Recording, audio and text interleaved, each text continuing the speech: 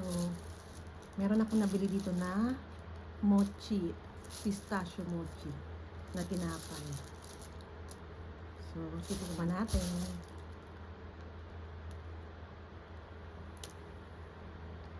Kung anong nasa loob.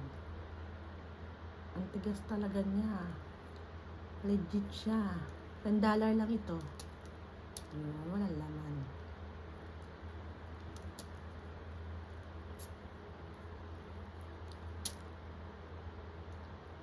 Ang kunat. Oh, diba? Legit. Ah. Oh.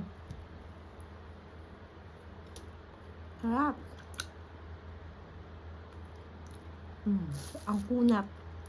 Legit yung pagkamochi niya. Pero hindi pa ako nakakatilim nung yung maliliit. Sarap siya. Napipit talaga, walang laman yung loob. Malagkit yun sa loob.